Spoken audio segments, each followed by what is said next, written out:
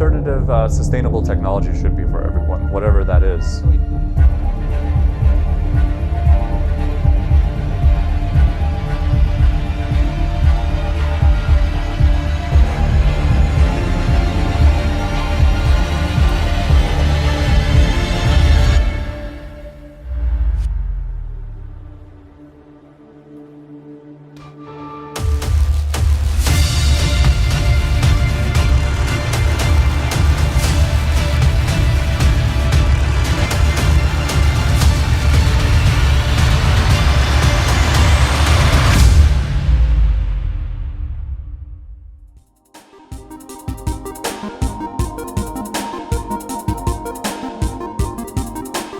Hey guys, so we're here in Taco Drive today. We have a surprise. Oh, there's a car coming in by itself. It's coming in by itself. It's a Tesla. Look at this Tesla coming in by itself, dude.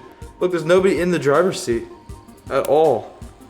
Wow, what is it? Oh, I see what is this, Tom? What are you doing right now? Just playing with my little RC car, 1-to-1 scale. Cool, it did it itself? Nobody's in the car? That's nuts, man, jeez. Yeah, wow. Let's go talk about it. All right. Hey Tom, so you brought the Tesla by, huh? Oh yeah. So this is like, it's funny, your whole garage, and then you bring your electric car? Why'd you bring the electric car today? It's my commuter car, and it's not one I really care about or would ever take to any kind of car event. Yeah. It's for getting from point A to point B, but there are some fun ththings about it that as a sporty car driver I like. So basically she needs a little bit of attention, because she hasn't got any. Yeah, I guess so. Yeah. Cool. Well, which Tesla model is this? Which one is it? This is the Model S big one. So it's the P85D, which is performance, 85 kilowatt battery pack, D, dual motor. So all-wheel drive. Ah, all-wheel drive. Yeah. So Tom, with this Tesla you brought in just now, so I heard these things have a lot of technology on them. What's going on with it? What can it do? What can it not do? Yeah, some of the things I like about the technology are the way they let the software developers really take advantage of sensors and putting systems together in ways that haven't been done before. So over there, updates for updating the interface and things even related to how the car drives. All of these Teslas have their own data connectivity, not through your phone, and they can receive updates. Wow. You can also do streaming radio and traffic that way. They do the updates on the phone while it's in the garage too, right? Just through the car's motor. Wow, Yeah. Very cool. So you don't really have to bring it in for service much at all, basically, right? Yeah, there's very little service needed. I mean, you Wow. flush the battery coolant every 4 years. Oh, really? Like a golf cart. Elon Musk said you will only have to change the tires and wiper blades, but that's not really true. Battery coolant. Yeah, How much just is the a battery few coolant? things. Is it bad? Well, once they get you in there for that, then they want you to do a few other things like check battery, check this, Oh, a cabin God. air filter, rotate tires, $800 later. You know. No, I'm not a fan. But frankly, if that's the only service every 4 years, Yeah. that's okay. So I would like that. Yeah, it adds up. Nice. But other things about the tech that are good are the way it uses the autopilot in order to detect vehicles around you Yeah. and do things for braking, for safety. No hands. If you're into that. I'm into that. That's cool. It's okay, yeah. It could save some people's lives. You know, people who are not as good as driver. I'm sure you're a much better driver than an average person because you do a lot of track stuff. But like, say it's like an average mom or somebody who's not like completely always driving. You know, they're not into cars. This car could save their life. You know. Yeah, I mean, it can slam the brakes for you in an emergency. So there's been people that it has helped. But being too dependent on the autopilot is also risky. Google has done studies and they've seen that with level 2 autonomous driving, which this is, people actually pay less attention to the road and then their likelihood of getting in an accident is greater. So although the safety systems are there, the driver engagement is lower. So yeah, I'm sure people seen the stuff on the news about that. Now that it can explain what it was. Exactly. Those situations happen all the time. So, you know, I think it's not good to only have a car like this unless you just don't care about driving, because then you get uninvolved with driving. How is this? How do you like it compared to your other stuff? What do you think of an electric car? I've always been a big fan of eco cars or green cars. Really? And hybrids. Do you have like a history of them? Definitely, yeah. Since the early days when Honda came out with the Civic Hybrid, which was the little known unpopular competitor to the Prius at first. I got one of those because it was the only hybrid you could get in a manual. So it was actually kind of fun to drive. You could do weird tricks with the clutch and shut it off while you were rolling and kind of hypermile in unique ways. And I've had various other ones. Insight, Civic Hybrid. I had a Chevy Volt for a while, which is electric driven to the wheels, but also has a gas generator engine. Yeah. I bought a Leaf for my mom, so I played with that.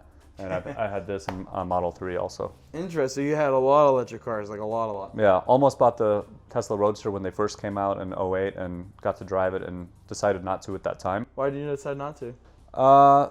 Specifically, I thought I was going to get it. And then I had a friend come out to the test track where Tesla had set up this demo, and I asked Tesla if I could bring the Lotus Elise on track and drive it back to back with the Tesla Roadster. Kind of prove that Lotus Elise was not as good or something? Well, I just wanted to actually know, what their modifications did. And so they had a Lotus Elise come out? No, I had my friend bring it. Oh, you had your friend. Oh, so you could see. Yeah, I said, hey, can I drive them back to back? And they said, well, no, but we can do it at the end of the day when everyone leaves and no one sees it. So I drove both back to back. The Lotus Elise, I think, is about 700 pounds lighter, and it felt like 7,000 pounds lighter. Yeah. So I immediately canceled my order for the Roadster, but knew that I was still interested in that technology and to see where it goes in the future.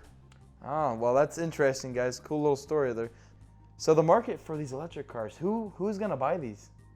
That's an interesting question. There are a few people who might buy a car like this. You have your techies who are interested in cutting edge tech. Yeah. Or they just want to play around with the Tesla display and the settings, or understand what that kind of driving feels like.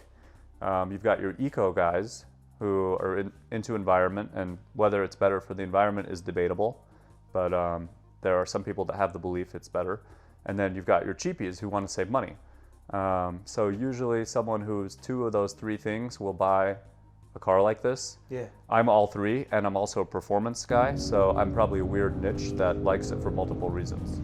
I have actually, you know what, with that fourth, I think there should be a fourth one added, because I do actually see some people taking advantage of the crazy performance of these machines, these Teslas. Like there's a guy who drag races them, beats Hellcats. There's a guy, I'm sure you've seen that guy before on YouTube, maybe. Oh yeah, the Tesla racing driver guy. Yeah, yes. He's funny.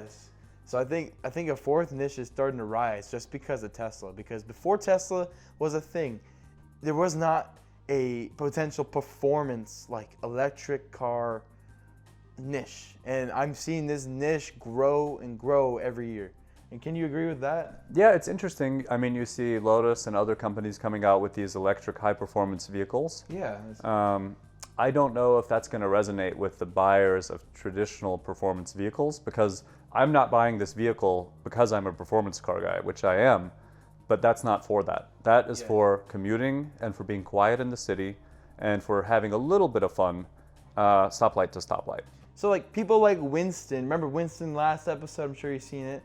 So I don't think Winston would be a person to buy an electric car. Comment what you guys think of that. You think Winston would be the type of person to buy an electric car? What do you think of that? No, but I've always thought that someone should come out with a Miata-like electric car. So something, now that Porsche has developed the first multi-speed transmission with electric. Beautiful car. I think someone should make an electric car that is ultralight and not powerful, like the weakest electric motor you can make, and actually have it like, I don't know, 2 gears or 3 gears. And that would be really fun for enthusiasts, more so than a really fast car that's just 1 speed and has no feeling. But yeah, that's interesting. So tell me about your other car, Tom. I know you have it's a kind of a rare GT3, right? The Touring, right? Yeah, so I have a car right now that I really like. It's the GT3 Touring. Yeah. It's a driver's car, pure and simple. And it's the exact opposite of the Tesla in the way of being the antithesis of it. I mean, maximum driver engagement. So I'm someone who probably likes extremes or experiencing whatever I like at its best, and I like tech at its best, and I like pure driving cars at their best. And for me, I don't want those two things to be combined into one. I don't want an electric-y, really fast 911. Yeah, I want an old school, old motor car with 3 pedals, and no turbos and no electric, and I want an electric car separate. I want to elaborate on that. So yeah, I do agree with that, because I think there should be, if you're a performance car, you're not going to be a hybrid. No, you can't combine those two worlds together, really. I agree with that. Because like what Ferrari's doing right now with this hybrid system, I'm not the biggest fan. You know, if you're gonna have a performance car, it needs to have that true soul part of it. It's like, I think you see these so basically my point is, you see a Sentra with a 4-cylinder still, but you'll see a Ferrari with a hybrid motor. It's like, why? Why is that a thing? And that's the future direction. Why are people who can save money still buying gas cars when they can buy an electric car? And why are supercar companies converting to electric when they don't need to? You know, the people who need to do it are the freaking Sentras, right? Yeah, and there's a lot of things about that. I mean, we can go in depth on that, but you know, the thing is that people that need commuter cars live in cities, and people that live in cities live in condos and apartments, and it's hard to do electric car charging at those places, the very places it would be best for. So infrastructure is a problem. Infrastructure, all these, you know, there are a lot of things that are a problem. Battery packs used to be pretty pricey. They're coming down. Yeah. So it's been a gradual thing. It's going that way. But unfortunately, performance cars are also getting more electrified. Yeah, and I hate that so much, guys. So it takes the purity away from it. It does. It takes the excitement away. It's like, and some cars I think are better at that. There goes the flag, guys. That's all right. Like I think you know, if you give me an NA car with some mild, you know, hybrid assist or maybe a little more, like a LaFerrari, I'm not going to complain. Yeah, I mean, I get that. LaFerrari is still pretty pure. But once you start having cars that have turbo and paddle shift and electric, where's the essence of the car? SF90. So yeah, guys, we've covered all these topics, and I hope you guys liked hearing them. You know, if you don't know much about electric cars, this is a good video to watch. And thanks for watching. And you want to go for a drive, Tom? Let's do it. Let's go for a VR drive. Get the VR goggles on. Let's do it. Thanks, guys, for watching. Don't forget to like, subscribe, or comment. Bye.